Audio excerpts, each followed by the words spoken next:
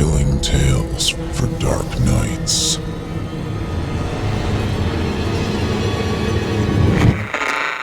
Want to make sure you never miss a Chilling Tales for Dark Nights video again?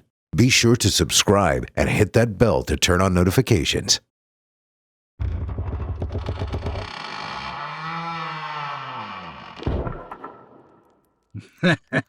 Well. Back again, are we? Good. I was beginning to think some of you might have had your fill after last week's stories. But here you are, drawn back to the fire, as if some part of you needs to hear more. Maybe it's curiosity. Maybe it's something else. Maybe you just started to feel it. That creeping sensation that the stories we tell here don't stay buried in the firelight. That they linger, waiting, just beyond the edge of the dark. Last time we talked about legends with teeth, didn't we? Things that hunt and bite and make sure you don't walk home alone at night. But tonight, the things in these stories, well, they don't just stalk, they don't just hunt. They do something worse. They watch. They wait. They whisper. And the best part? Tonight's tales come from a man who knows a thing or two about whispers in the dark. Both of these stories were written by Jeffrey Ebright, and let me tell you, he's got a knack for spinning a yarn that lingers in the back of your mind long after you've heard it. So get comfortable, but not too comfortable, because our first tale tonight, it's about shadows. Not the kind you think you know, not the ones that vanish when the lights come on. No, these ones, they stay with you. They follow you. This is Parliament of Shades, written by Jeffrey Ebright. In the ruins of a long-abandoned mill, Emma Reardon grasped the fleeting strands of sanity that remained, trying not to succumb to the horror surrounding her. Remembering how all this had begun, Emma recalled opting out of higher education in England. She decided to journey across the pond to the United States to study anthropology at the much-touted Miskatonic University in Essex County, Massachusetts. The air of old New England aristocracy was very much like her hometown of West Wycombe. This climate made her comfortable in her new campus life. Upon her first midterm in higher education, Emma and her small band of friends decided to celebrate with a pub crawl. Unfortunately, the closest city, Arkham, was not a typical college party venue, but it did have a half-dozen pubs. Emma was a bit apprehensive about the night of drinking. In her 20 years, she had never done a drug more powerful than aspirin. Alcohol had certainly never touched her lips. She really didn't want to make an ass out of herself. Don't worry about it. I'll even volunteer for hair-holding duty, Claire, her dorm roommate, promised. Ex ignorantia ad sapientium, ex luce ad tenebris, Emma and her 4 classmates roared. It was the third time they'd proclaimed the university motto in as many bars when Emma began to feel the compounding effects of the alcohol on her brain. "You okay, Emma?" asked Charles, a maid who was clearly enamored with Emma. "You're looking a little pale," added Claire. Emma flashed her soft green eyes at them. "I just need a spot of air." Outside the tavern, she slowly drew in the crisp fall air, but the alcohol was still playing on her balance and focus. Her stomach started to churn, and she feared a liquor-inspired purge, and she held herself up against the cold stones of the building as she made her way to the small alley behind the tavern. Her tone. A low, masculine voice rumbled in her ears like a distant peal of thunder. A terrible, velvet hand clutched her heart. A figure composed of the darkest shadows stood in the alley. The 6-foot form rippled like an image caught between the tuning of a television, yet never lost substance. She could make out the contour of a knee-length coat and a proper English bowler hat. Stay away. Emma barely slurred, but the shadow man advanced. Everything all? Charles had come up from the tavern to check on his crush. Help me, she sputtered and pointed down the alley. Charles puffed his chest and pointed an accusing finger. Back off, creep. Don't. The shadow said, ignoring the young man's command. No, Emma shrieked. The events that played out before her were not alcohol-induced hallucinations. Unbridled terror ensured Emma witnessed every detail with stark clarity, as if she were helplessly detached and floating above the confrontation. Charles was in the middle of asserting his dominance when his words choked off. She could hear his labored, panicked breathing as his feet began to leave the ground. An indescribable rigor mortis gripped his thin frame as his body continued to elevate off the brick alley pavement. The shadow man halted his progress. It was then that Charles' head began to shake, imperceptibly at first, then more violently. It was as if his head had been placed in a paint can shaker, and the speed was being methodically increased. Stop it! Leave him alone! Emma pleaded. A sharp, brittle crack sounded from Charles' neck. He fell to the bricks like a wet, discarded towel. Emma, tears cascading down her face, issued a scream of pure torment. This brought a steady, concerned stream of patrons from the tavern, but Emma's eyes didn't leave the ominous shadow man. As the patrons attended to her and the lifeless body of her schoolmate, the figure slowly receded into the blackness of the alley. There! Emma pointed down the alley. Some of the crowd, members of the Miskatonic University lacrosse team, thundered down the alley with murderous intent, only to return with puzzled expressions and explanations of the dead end the alley had become. This overwhelmed Emma into unconsciousness. Emma had no idea how long she'd been unconscious, but the beeping of a heart monitor made it immediately clear she was in a hospital. The somber glow of the machines competed with the dull, overhead fluorescent light above her bed as her eyes fought to focus on the green numbers of the digital clock on the wall. It was 2:47, almost 4 hours past the time she had last remembered. Welcome back, sweetie. She noticed the physician assistant sitting in a chair who'd taken her eyes from the paperback book. You're in Arkham Hospital. You're okay. Am I? She wondered. She looked at the wires running down her gown and the IV in her arm. You'll be out of here in the morning. The PA gave a practiced smile. Can you recall what happened? No. Emma lied, remembering every grisly detail of the nightmare that had unfolded in the alley. Within minutes, she drifted back to dreamless sleep. Claire greeted her in the morning with a smile and Emma's drink of coffee, a double mocha latte.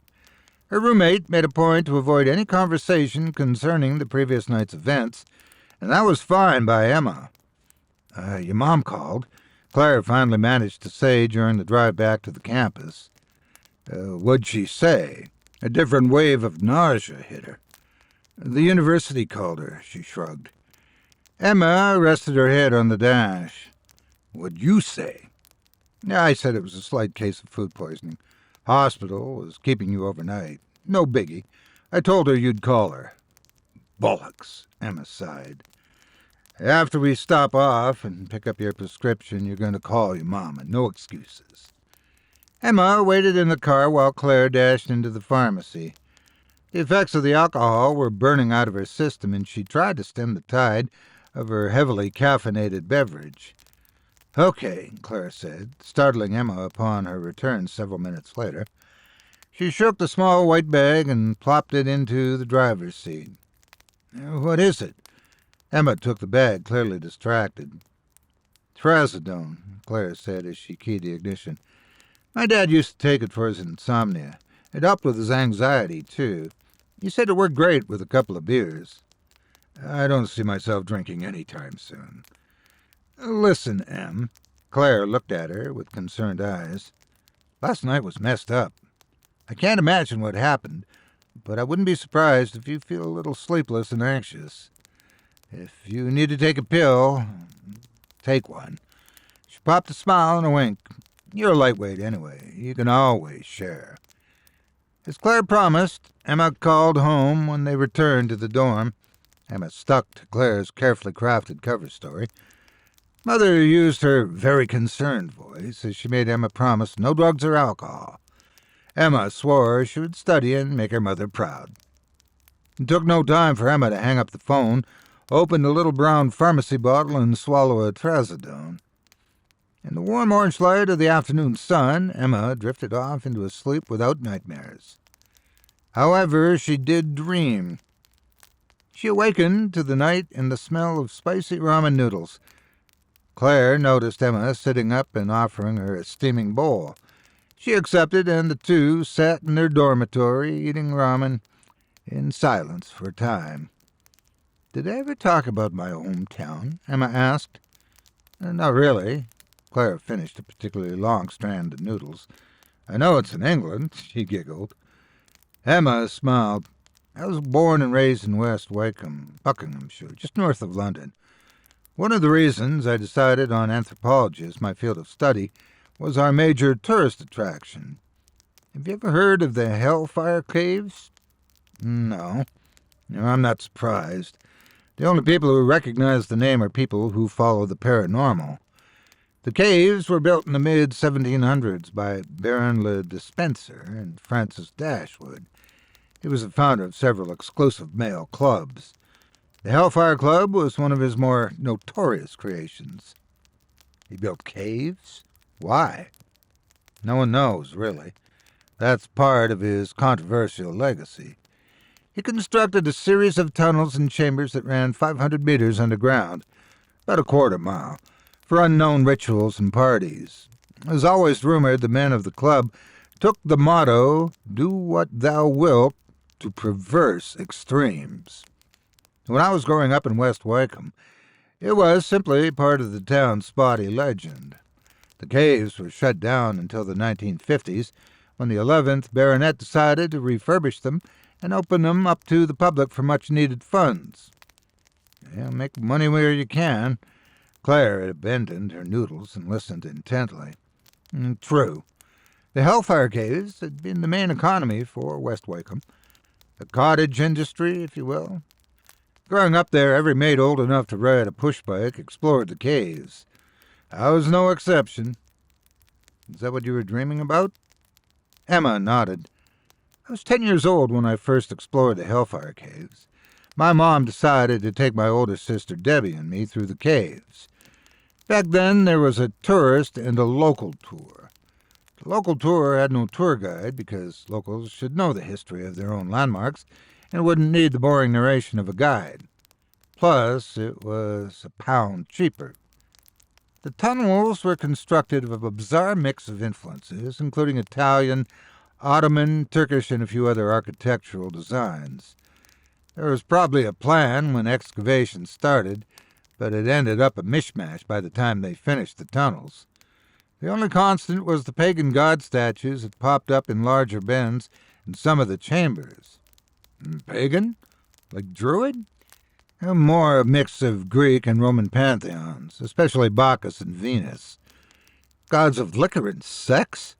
Sounds like an old boys' club to me. Claire laughed. Undoubtedly. I dreamed my sister and I were playing hide-and-seek in the caves. Debbie did the hiding, but I couldn't find her. I searched for what seemed like hours, but she had vanished. I sat down in one of the rooms and started crying. Oh, poor Em, Claire added with concerned sarcasm. A girl, maybe in her mid-teens, appeared in a long white Victorian-era dress. Without a word, she offered me her hand. I took her hand. She smiled and led me from the chamber to an exit next to St. Lawrence Church. Emma said, as if stopping a joke before the punchline. And? First, there is no cave exit next to the church. The church sits in the caves, in the center of the tunnel network.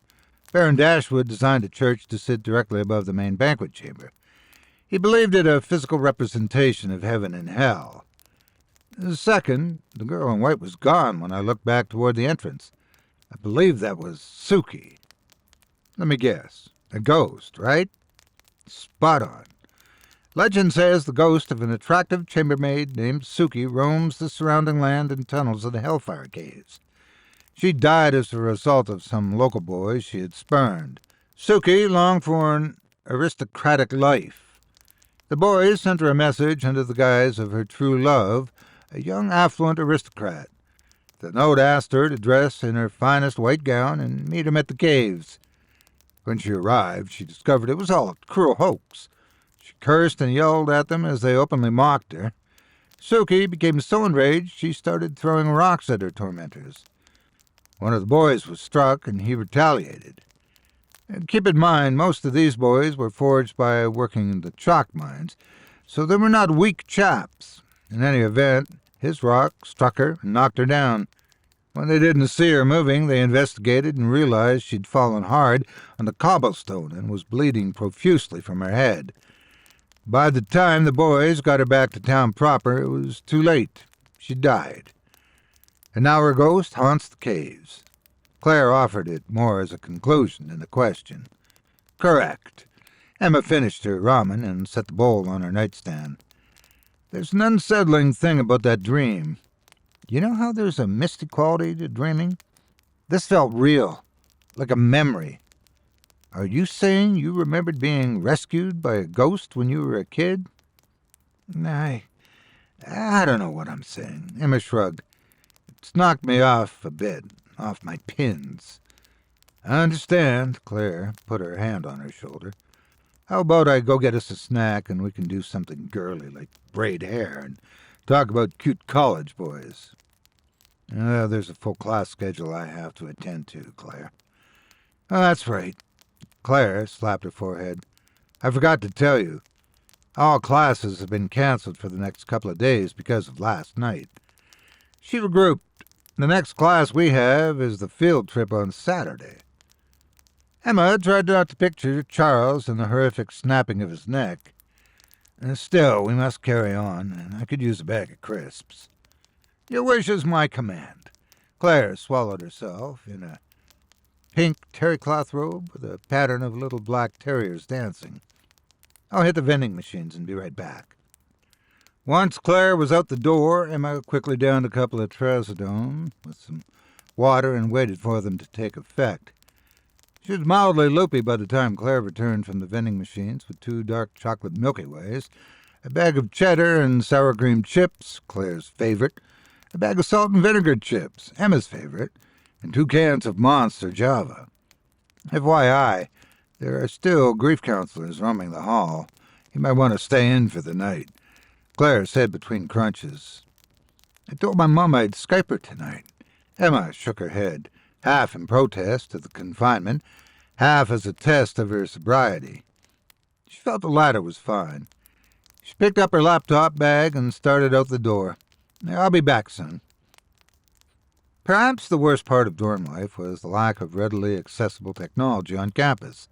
The hallowed halls of the university were thick stone walls built more than an eventual siege than an educational resource.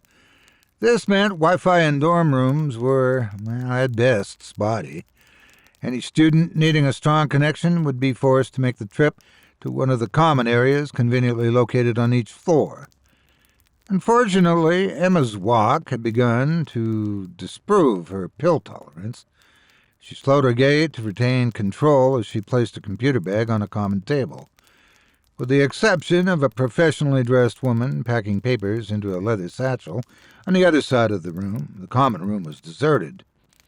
Before she fired up her Skype account, Emma decided to try a hunch on Google Images.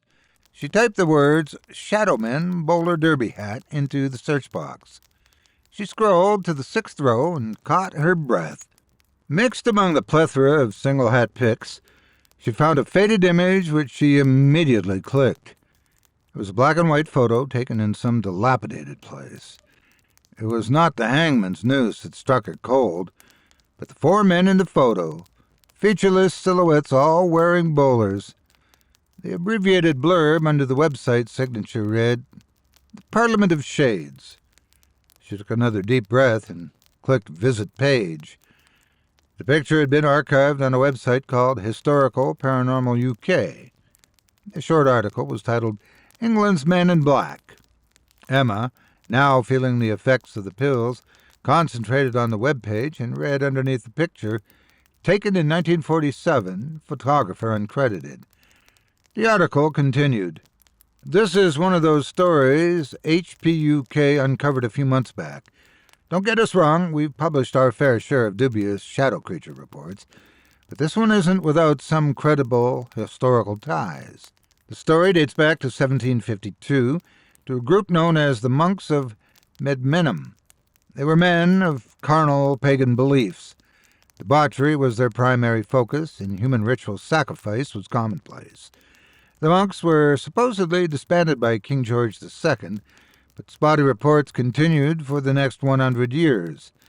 The specifics get foggy during that time, but HPUK discovered the monks continued operating in secrecy until World War II.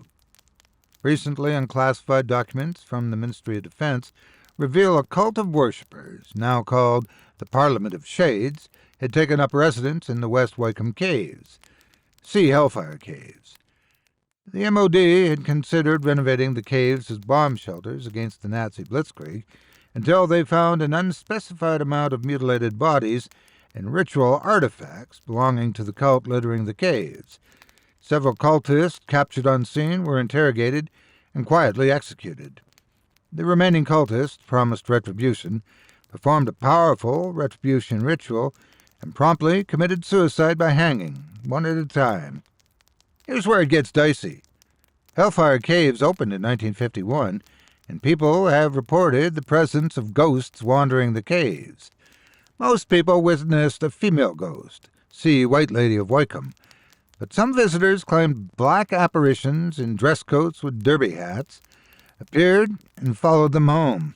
Yes, you read that right. Followed them home. Eyewitnesses say the evil spirit stalked unlucky females. Victims eventually lost their bloody minds and turned homicidal. These shades are responsible for over 67 deaths in the past 50 years. The horrible trend isn't on the decline either. More unsuspecting people have been drawn to Hellfire Caves due to the publicity generated by recent ghost-chasing TV shows filming on the property. HPUK encourages everyone to avoid the Hellfire Caves. The Parliament of Shades is no laughing matter. Parliament of Shades. The words fell from her lips. "Excuse me?"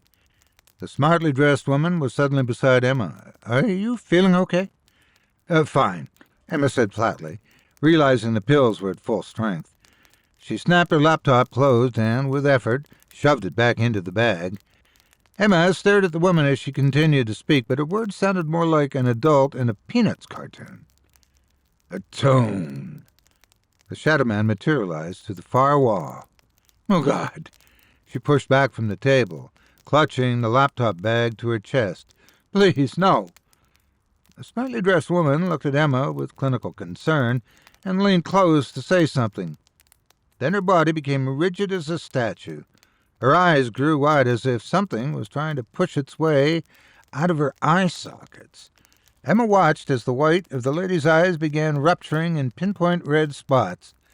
Within seconds, her eyes were completely bloody. Crimson tears ran down her face as she rose off the floor. "Atone," the deep, cold voice called. A second voice. The other shadow appeared a few feet away from the first shadow. He moved slowly, effortlessly, through tables and furniture as he advanced. The rays of light from the overhead bulbs soaked into him like an animal helplessly submerging into a tar pit. Both moved forward as if they had all the time in the world. The well-dressed woman hovered, her body quivering in unspeakable torment. The muscles were taut to the point of snapping. Her mouth tried to speak, perhaps to scream, but her voice was lost as the rapid motion of her head jerking back and forth began. The sickening sound of her neck snapping, like dry kindling breaking over her knee, filled Emma's ears as she fled the common room. A tone. The third shadow, Anne, appeared in the hallway. He reached for her as she simultaneously recoiled. His shadowy hand gently brushed against her, chilling her to the core. Like a child fearfully hugging its mother, Emma held the computer bag to her chest as she staggered the opposite way down the hall. The only thing at the end of the hall led to the elevator. She smashed the button while keeping a panicked watch on the advancing shadowman. "Bloody hell!" she shouted, and slammed the elevator button again and again.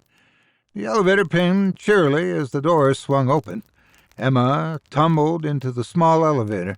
She dove for the ground floor button as the chorus of blackness called her name. With shadow men mere feet from the elevator, the clunky door hissed closed. Fighting the effects of the pills mixed with the adrenaline plunge, Emma breathed a small sigh of relief in the hum of the elevator. She looked at her distorted reflection in the shiny chrome button panel and gasped at the pale, gaunt face staring back at her. A halo of flowing white hair wrapped her emaciated profile, and her eyes were blackened pits. And consciousness was a blessing. Emma regained her wits in her dormitory bed, with a worried Claire peering intently. "What's going on?" Emma asked weakly. "I found you passed out in the elevator." "I feel like a fool." Emma sat up. "Are you okay?" Right as rain, Claire." Emma faked a smile. "I won't be taking any more of those pills." Her alarm clock confirmed another 4 hours had been lost. It would take till morning before other residents discovered the body of the smartly dressed woman. Police canvassed the entire dorm while Claire convinced Emma to feign ignorance. Reluctantly, Emma complied, and the police left thinking a serial killer had been born in Arkham. The next few days passed in a paranoid blur. The minimal amount of sleep took a toll on Emma. By the time Saturday came, she looked haggard and felt worse. Emma pulled her auburn hair into a ragged ponytail and dressed warmly for the anthropological field trip to the long-abandoned Werner textile mill outside of town. Claire bounded into the room with a bubbly exuberance. "Ready to get out to this tomb?" Emma nodded weakly and walked to the cramped closet for a coat. When she turned back, Claire stood before her, grinning, holding a small hat box. "What's this, then?" asked Emma. "I got you a little something to make you feel better." Claire handed the box to Emma. Emma pulled the lid off and sifted through the pink tissue paper. After a few seconds of hunting, she retrieved a diminutive bell made of brass or perhaps bronze. It was tubular, 2 inches in height, and no more than an inch in diameter. Emma jangled it, and the tone was light and pleasant. However, her waxing nausea told a different story. "Thank you, Claire. It gets better. That was made with actual fragments from the original bells of St. Lawrence Church. Yes, the church of your hometown. How awesome is that?" Claire was quite pleased with herself. "Where did you—" Claire cut her off. "I have my sources." "eBay?" "Yep." Claire hooked Emma's arm. "Let's get going." The 10 anthropology students and their teacher piled into the enormous dark blue passenger van with the university crest emblazoned on the doors. It took about 45 minutes to get to the Werner textile mill. Emma stared at the passing landscape of the bony trees, desperately holding the last of their colorful dead leaves. She found cold comfort in the fact that not a single shade lurked behind the barren tree trunks. "Claire, did you bring anything to drink?" Emma asked, and then noticed Claire was catching a quick nap. One of the other Miskatonic explorers piped up. "You Brits like tea, right?" said Trevor. "Yes, please." Trevor pulled out a large thermos from his backpack, unscrewed the lid, filled it with a steaming coppery liquid, and passed it to Emma. "Enjoy." He winked and smiled. Emma accepted the vaporous thermos cup and took a small sip. From Trevor's reputation, she had half expected the tang of alcohol. She was relieved to discover the bitter taste of oversteeped leaves. "Well, thank you." The Werner textile mill had been closed since 1912 after a horrific fire swept through the 2-acre facility. The blaze claimed 82 child laborers, leading to the closure of the mill and forcing its owner, Ludwig Werner, into permanent seclusion. In the 1940s, the town council reduced the teen hangout aspect by bricking up the windows and doors, effectively turning it into a monolithic mausoleum. Professor Maitland had gotten a special dispensation from the township for an anthropological expedition into the 100-year-old facility. It was a unique opportunity to rediscover a place that had captured turn-of-the-century culture covered in forgotten, smoky soot. Okay, Professor Maitland started. Group A, manufacturing plant. Group B, employee bivouac, no souvenirs. The students broke into groups of 5 and marched off to their area of exploration. In the middle of the long walk to the bivouac, Emma felt her vision become strange. The rays of the afternoon sun were more colorful, and the ground itself seemed to lazily ebb and flow. Even the ancient bricks of the mill slightly distorted and warped. "Are you okay, Em?" Claire asked. "I'm feeling odd," Emma managed. "Have you eaten today?" A cereal bar, Trevor's tea. She waved a hand in front of her face. Motion trails followed the movement. "Wait, Trevor's tea?" Emma offered a confused look at Claire's irritation. "He puts magic mushrooms in his tea. That asshole." "Atone." No. Emma held her ears, but the rumbling voice ignored her pleas. "What the hell is—" Claire abruptly stopped. In the mixture of drugs and disbelief, Emma fell slack-jawed as 4 shadowmen surrounded the students. The Parliament of Shades, black and sinister, had come in full force. Tears streamed down her face as she helplessly watched her friends rise off the ground. She could not bear to hear the eventual chorus of splintering bones to come. "Damn you, cowards!" Emma screamed. "Leave them be! Take me already!" Now she advanced to the closest shade. "Atone!" rumbled the shadow man.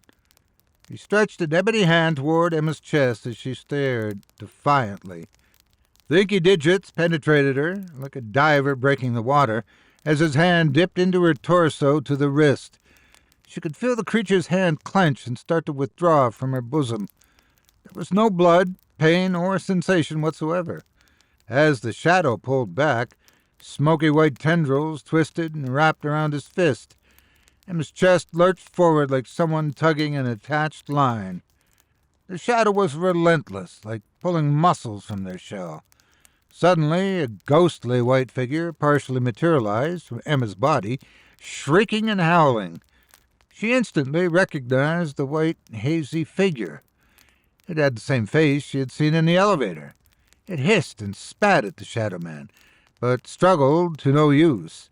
The shadow man wrapped a thick black hand around the neck of the dirty white apparition and continued to extract the phantom from Emma. Emma remembered the bell and removed it from her pocket. "To hell with a lot of you!"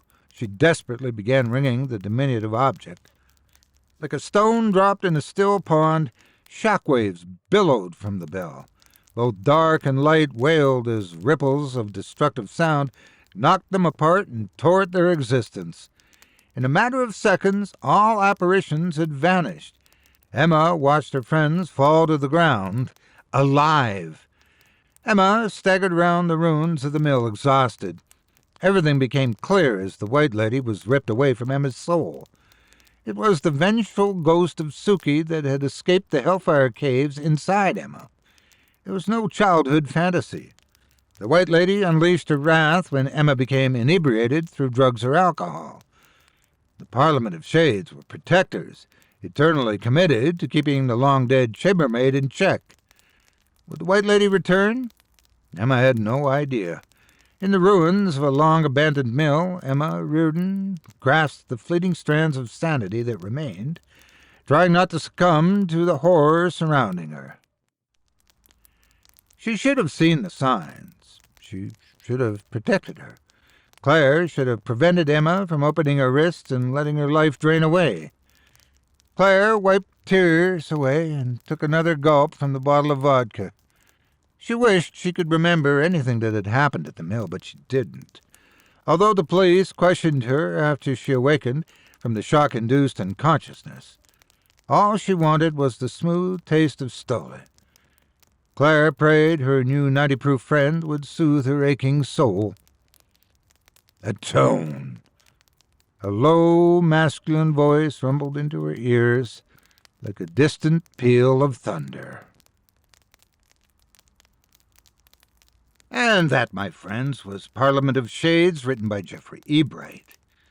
Oh, now that was a story, wasn't it? And the worst part, Emma thought she knew who the real monsters were. She thought the shadows were the ones haunting her. But in the end, it turned out that they weren't her enemies at all. No, they were trying to contain something else, something inside her, something older, something vengeful. And when she finally understood, it was too late. Maybe that's the real lesson, eh? Sometimes the things we fear are the most, the things that haunt the edges of our vision, lurking in the dark, aren't the ones we should be afraid of. Sometimes the real terror is already inside us, waiting for the right moment to take control. Now, don't get too comfortable. We're not done yet. Because our next tale, well, this one's a little different. This one is about a man who grants wishes. Sounds nice, doesn't it? A little wish here, a little wish there. No harm in that. Except, every wish has a cost. And the man who grants them, he makes sure you pay. This is The Wishing Man, written by Jeffrey Ebright. My name is Dalton J. Tucker. Don't ask what the J stands for, 'cause I ain't telling. I'm from a little town called Waverly's Crossing. Spent all 103 years of my life in the Crossing, so I guess that makes me historian by default. And that is, until I got too old and they put me in this retirement home to die. That was over 30 years and a bunch of letters I sent to my damn ungrateful children some time ago. I tell you, I'd like to see them walk 3 miles a day and lift weights when they get to my age. But that don't matter. I outlived most of them. Anyway, my great-granddaughter visited me yesterday to shake the cobwebs. That's what I'm talking about, my hometown. You see, Waverly's Crossing is a great place to raise your young'uns and live a nice, peaceful life. Everybody knows everybody there, and ain't no scandals that ain't kept between fences. Oh, sure, we're nosy, but we don't stick the nose in. We just wave it about to smell what we can smell. But there was a time when the Crossing was a fearful place. A place where the bravest man hid in the cellar when night came a-calling. Where no man nor beast didn't go to sleep with a prayer on his lips after the wishing man came to Waverly's Crossing. He called himself F.S. Krug, but nobody wanted to know what the F or S stood for. They just satisfied themselves with Mr. Krug. And that was that. From what the backyard magpies heard, he was single, about 40, and last hung his hat in Cleveland. I overheard Mavis Simpson talking to my mama and telling her that nothing good ever came from Cleveland. Of course, being in my 10th year, I always thought Mavis Simpson was half honey and half vinegar. The honey half was so she could trap her victim for smothering it with the vinegar half. Though the fact Mr. Krug came from the big city did bring a mite bit of awe to my eyes. At that age, the big city was a tale taller than any my grandpappy could tell after a few snorts of shine. So when Mr. Krug bought the old Tate feed store, I was the first to stick my face into the display window to see what I could see. It took Mr. Krug 2 days for his shop opened. Most folks guessed it'd be either a hardware store, Lord knows we needed one, or wholesale, purchasing store for farmers to sell their corn and wheat and such. We were all wrong. The hand-painted sign he hung out in front said, "The Order Store, F.S. Krug, Proprietor." Good trick, I thought, 'cause it made you go in to find out what he was selling. Turns out he was a processor for the Spiegel catalog, arranging orders for the Spiegel Catalog Company so they went to the proper place for filling. There's also a rumor that he did spot checks on deliveries to make sure the right thing was going to the right place. He weren't dumb, neither. He kept a few floor models and catalogs around so's the public could buy or order something that tickled their fancy. Mr. Krug also kept some hardware supplies, feed grain, and penny candy about to please anybody stomping by. Since the stock market hadn't yet crashed, his business boomed. Seemed like Mama'd send me to Mr. Krug's store every 3 days or so for this or that she'd plumb forgot about needing. Every time I'd walk into the order store, it kind of made me sick to my stomach. The place smelled like there was a dead mouse rotting in a forgotten trap.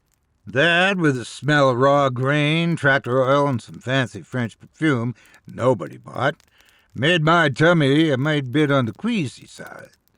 I'd get Mama's list done real fast so's I could get away from the stink and from Mr. Krug. I guess it was the way he'd look at you with those brown, dark eyes enough to snuff a street lamp. Or maybe it was that skinny body of his and how it looked all gnarled up but moved like one of those alley cats chasing after a late-night snack. I reckon even his toothy grin set me back, sort of like a smile a clown paints on. Whatever it was, I didn't want to stay around to find out what got my gander up.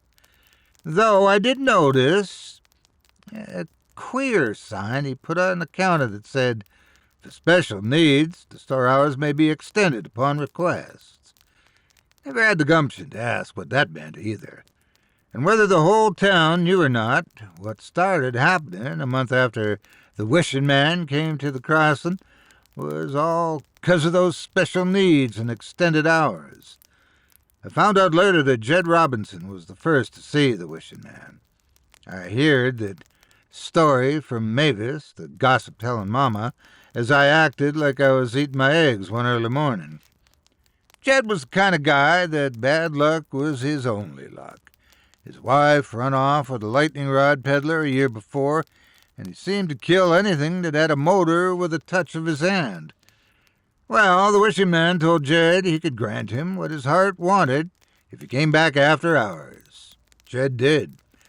He made the wish to be wanted by women without having all his bad luck with the mechanical stuff.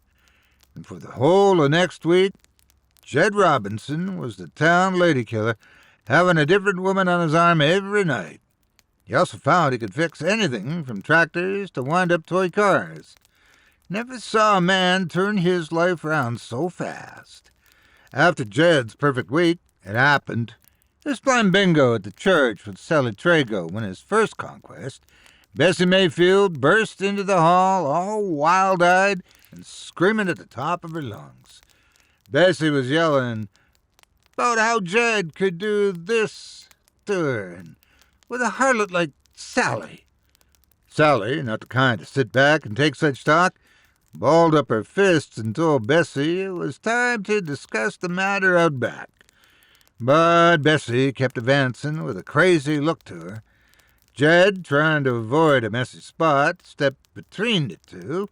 And little did he know, Bessie came to settle the score with her daddy's bowie knife. And she did, stabbing Jed in the chest and killing him dead right there in the bingo hall. But it weren't no fluke.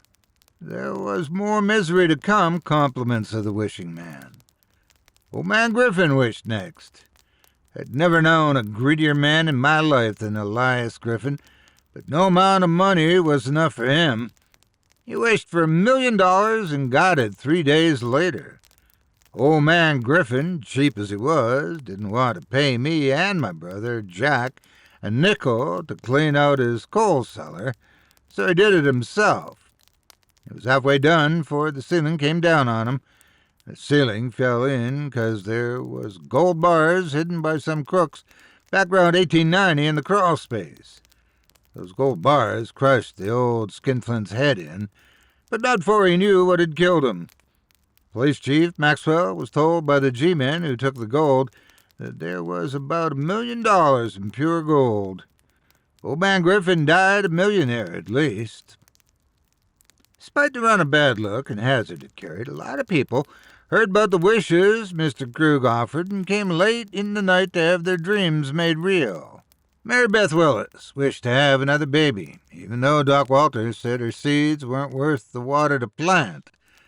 9 months down the road, Mary Beth died, giving birth to a retarded baby girl. Sam Bettis wished for a new tractor to harvest his crops.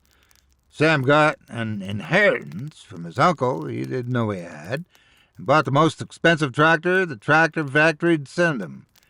2 weeks later, Sam left the tractor running and began refueling when he spilled gas in the hot engine.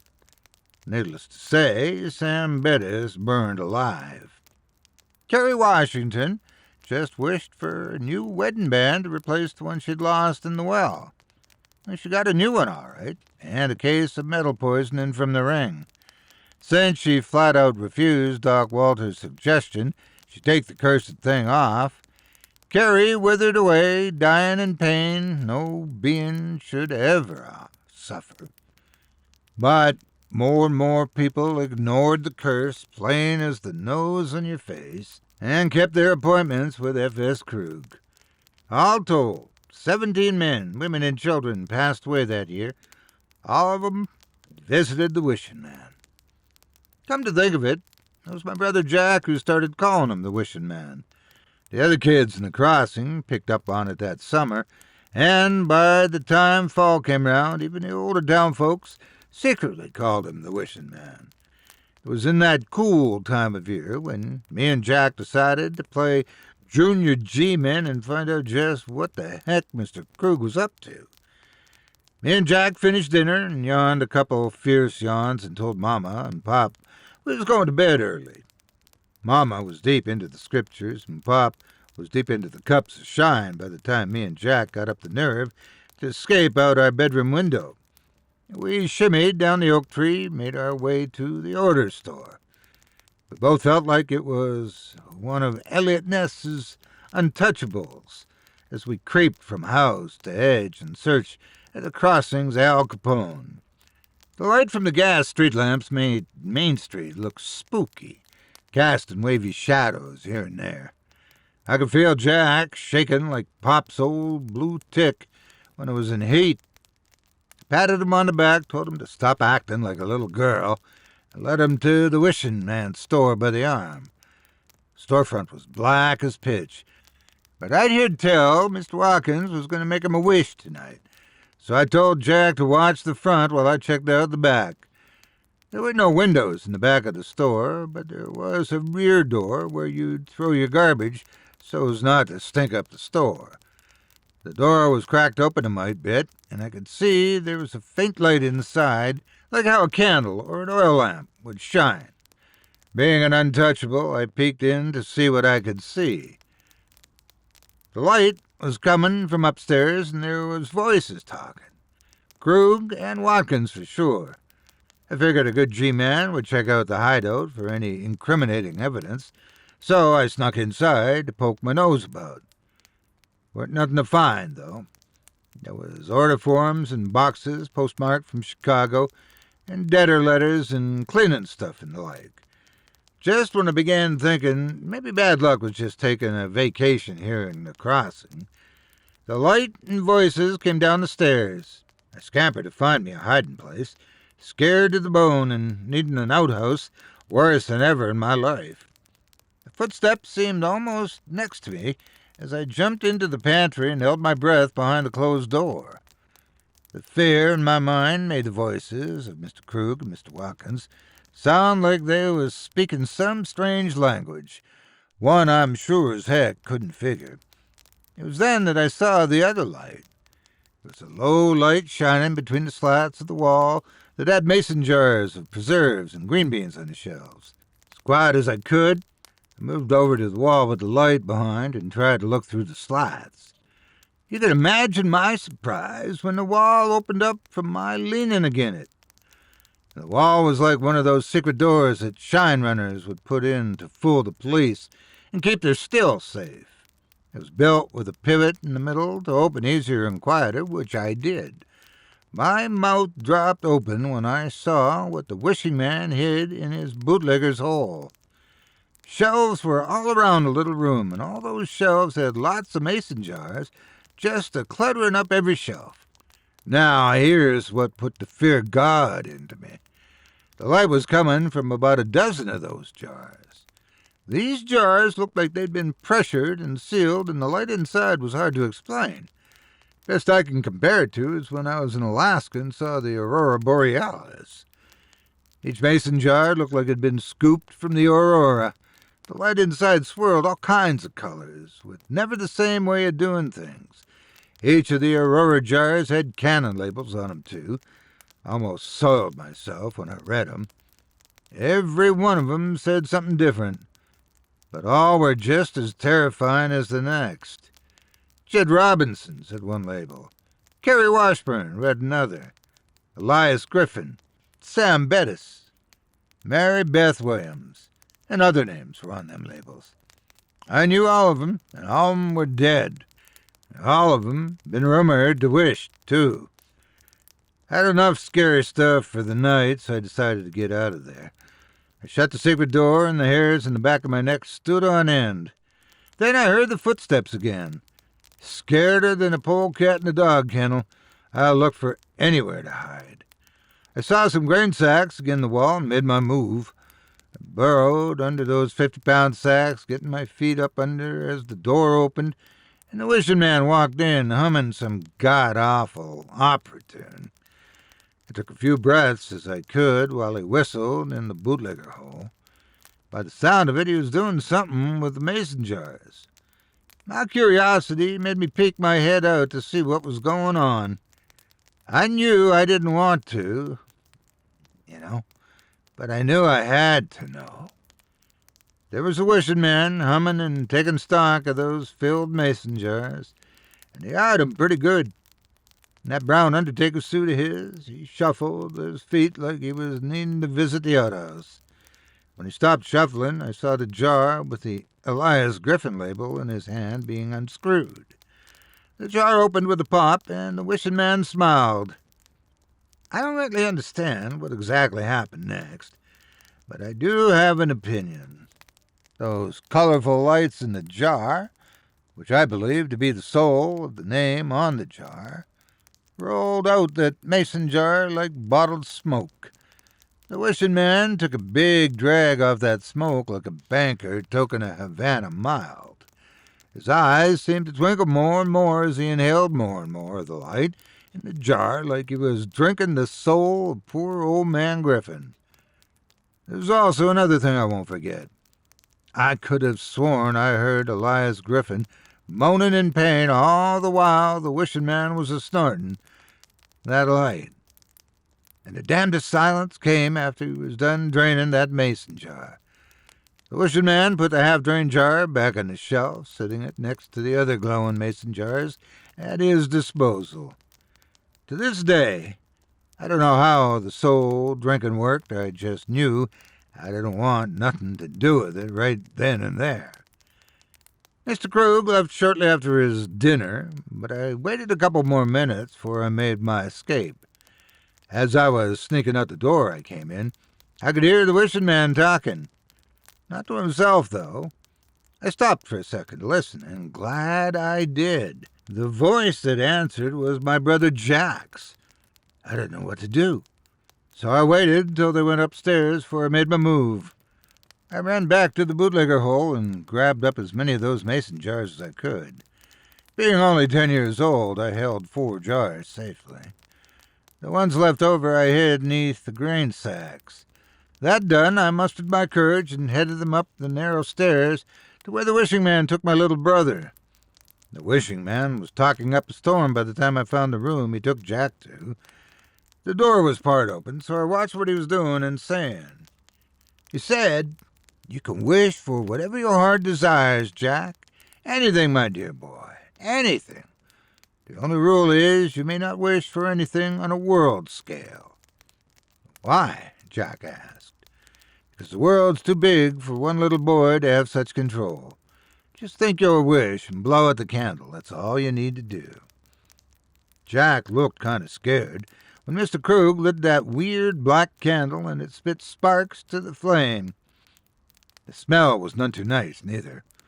It was that rotten, rat-in-the-trap smell I'd smelled in the bootlegger hole. The wishing man picked up the candlestick that queer candle was in and set it in front of Jack. I could tell Jack's curious nature had got the best of him. Jack cocked his head, looked at the wishing man, then closed his eyes for that evil candle and drew a big breath. "No, Jack!" I yelled, running in. I took both of them by surprise, so much so they stared at me like a sideshow freak. Then the wishing man says, "Hello, Dalton. I was wondering when you would join our party. It's your lucky day today, too."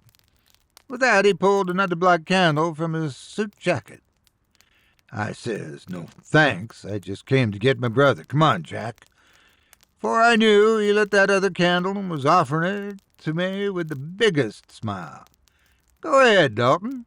Wish for yourself, or even your mother or father. It's your wish, take it."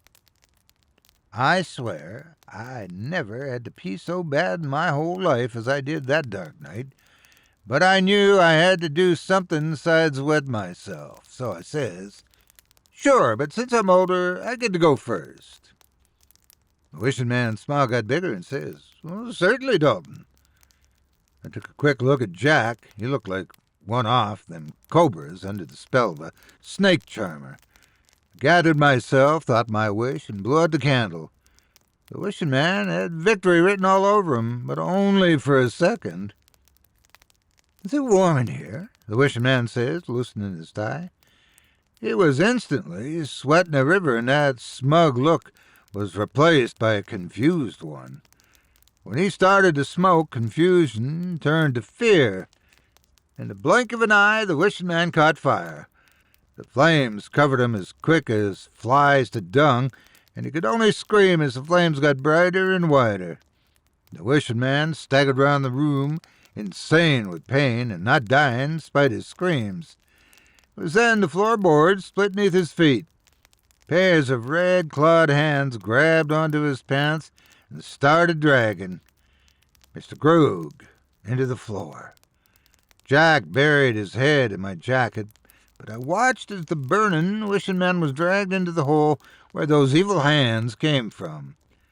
I felt like I was watching someone drown, because the last I saw of the wishing man was his flaming hand go down as the floorboards put themselves back together and sealed up the magic hole. Then Jack says to me, "What happened?" I says, "I just wished him to burn in hell, Jack." Then I hugged him tighter. Before we left, Jack says to me, "What about my wish?" I says, "No, Jack, it's too dangerous. I just wish I don't have to see him till Jesus come to take me." Then I pinched out the flame on Jack's wish candle and broke it in half. When I did that, one of those mason jars I was holding in my jacket fell out and broke. The light inside was like kerosene, setting the floor ablaze. Needless to say, me and Jack hightailed it back home and watched the order store burn down from our bedroom window. Waverly's Crossing returned to the peaceful life soon after the embers cooled from the fire. Chief Maxwell, since there was no body, proclaimed it a mystery, and happily filed the whole matter away. Besides the tragic death of Mr. Watkins, a couple of weeks later, he got gored by his champion stud bull. I always wondered what he'd wished for. People died naturally after Mr. Krug disappeared. And me? Well, I've lived a pretty regular life between the bad dreams of the wishing man. But I think I got a while before I touched the robe of God. You see, I dream about the wishing man more and more. In my dreams, he says he's coming back 'cause of the wish. No, not the wish I made on my candle, but the wish I made on Jack's candle. My second wish was to not see him till I die. It's a wish I never thought I'd made, and one I wished I hadn't. But I got myself an ace.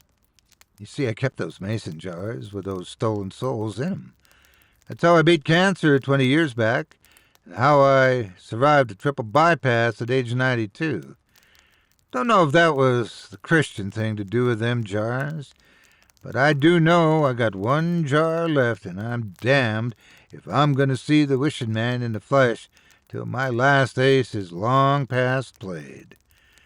I guess that's why I'm telling you this story, 'cause when the wishing man comes back, ain't no 17 lives going to be lost, and ain't no 10-year-old going to stop him. When he comes, his determination will be forged in a century of hellfire and revenge.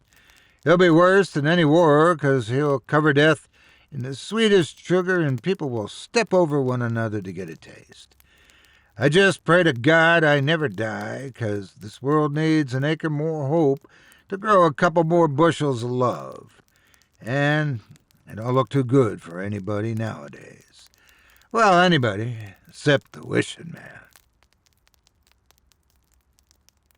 And that was The Wishing Man, written by Jeffrey Ebright. That's the funny thing about wishes, isn't it? We always think we know what we want. We convince ourselves that if we just had this one thing, everything would be better. But what if the wish isn't the problem? What if it's the one granting it? F.S. Krug made a lot of promises, and folks lined up to take him at his word. But every single one of them learned the truth too late. Because a wish isn't a gift, it's a trade. And the wishing man, he always got the better end of the deal. Oh, yeah. So, if you ever find yourself wandering down a street you don't remember, past a shop that wasn't there yesterday, and the man behind the counter asks what your heart desires, maybe keep your mouth shut, because the price of a wish isn't always in dollars, and once you've paid, there ain't no refunds. So, there you have it, my dear little campers. 2 stories, 2 warnings. One about the things that watch from the dark, waiting for us to make a mistake, and one about the things that offer us exactly what we want, knowing it will be the last thing we ever truly own. And now, as always, I leave it to you. Maybe these stories are just stories. Maybe they're just old legends passed down and twisted over time. But then again, maybe there's more truth to them than we'd like to believe. That's up to you to decide. Sleep tight, my friends, and if you hear a whisper in the dark, best not to answer. Chilling tales for dark nights.